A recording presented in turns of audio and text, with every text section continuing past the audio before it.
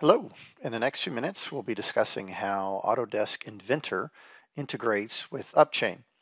So we'll start here in the web browser. We can see on the left, we have an E BOM, an engineering BOM. Notice here on the far right, the C BOM. This is the CAD BOM.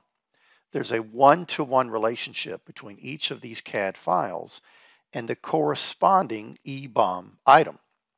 So if I change my C BOM, for example, if I change this assembly, if I add components, if I delete components and so on, the E BOM will automatically update as I check in my CAD data, and we'll go do that in just a moment. The assembly that we're working on is a vise. Now, the way the CAD integration works is we're going to leverage what we call the Cad Connector. And as it says here, the Cad Connector is the hub for all of our dedicated CAD plugins, including Inventor. So here in Inventor, notice the right-hand side of the screen. This is the Cad Connector, the Upchain Cad Connector plugin. I'm going to activate a project here, simply called Sample Files. And when I activate the project, Upchain first shows me a synopsis of the project itself. And we're going to go work on the CAD data in just a moment, but before we do that, let me show you a couple of other quick things here. The Cad Connector is designed such that all Upchain information is brought to the user inside the Cad Connector. I don't have to leave my CAD environment to go access other Upchain information. For example, all project documents can be accessed right here from the Cad Connector. Additionally, if I have any assignments, which I do, I can see those here. Again, they're brought to me directly inside the Cad Connector. Now it looks like here we've got an assignment to modify the handle in our vise. It's got too much clearance with the holder and it needs to be a bit beefier. So let's go make that change. And to do that, it's really simple. I simply access the items from my assignment. We can see our assembly here.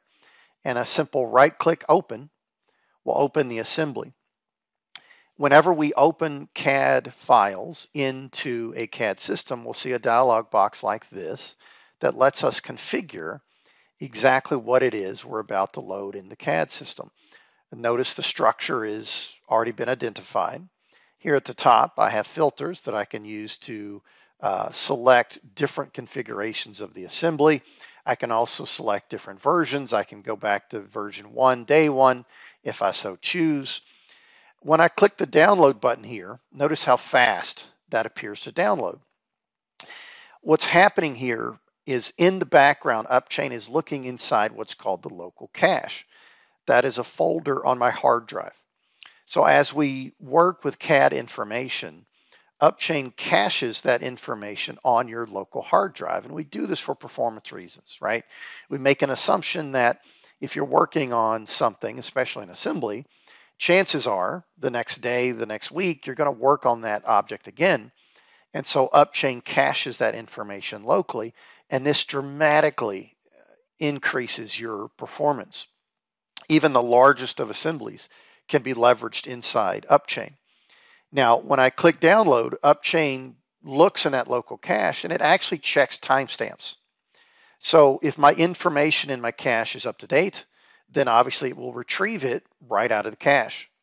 If the information is out of date, for example, if this component, if the main body is out of date, then in that case, of course, Upchain will have to stream that information down from the cloud into my local cache, but that will take a matter of just seconds.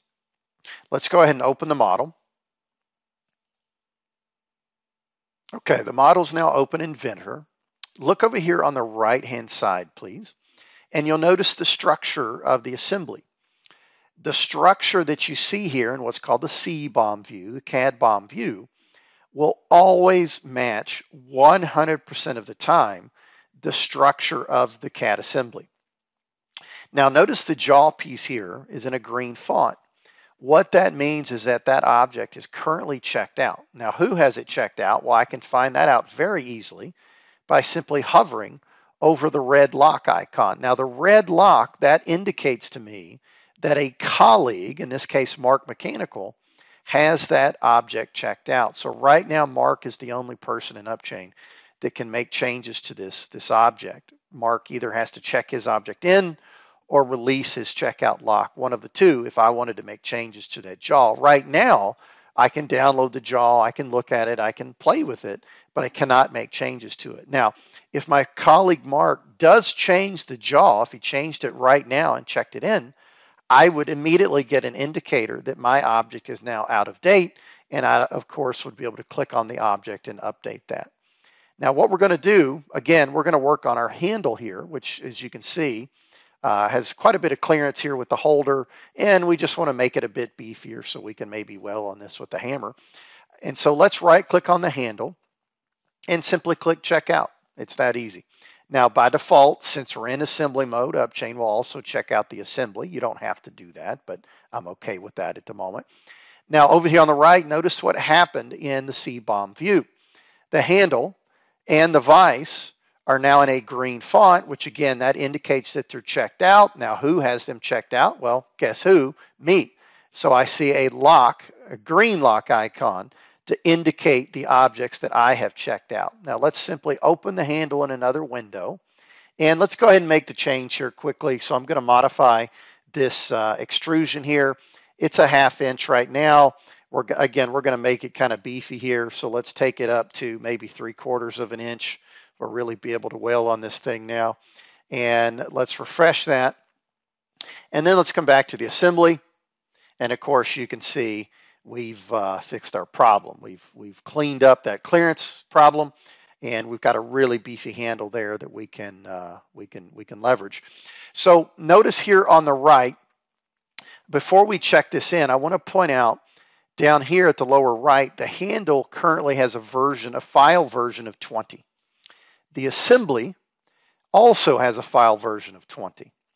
I'm pointing those numbers out because both of them are going to change right after the check-in. And let's go ahead and do that. Let's simply click on the top level assembly, going to right click, going to check in, and we'll give it just a moment here to check in our changes.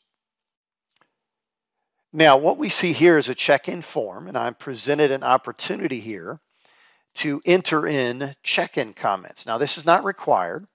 This is an option in Upchain. I kind of like it because it provides a richer history of the object. So let's go ahead and finish this out. And we're done. Notice here on the right that the handle and the top level assembly are no longer in the green font because we've now checked them in. And if we look at the file version for the handle, it's V21. The file version for the top level assembly is V21. So that file version, that's the mechanism that Upchain uses to track these incremental changes that we make to our CAD files. So hopefully you found this interesting. Again, the Upchain Cad Connector integrates very, very tightly into the CAD system, in this case Inventor, although we support many other CAD systems. Please let us know if you have further questions.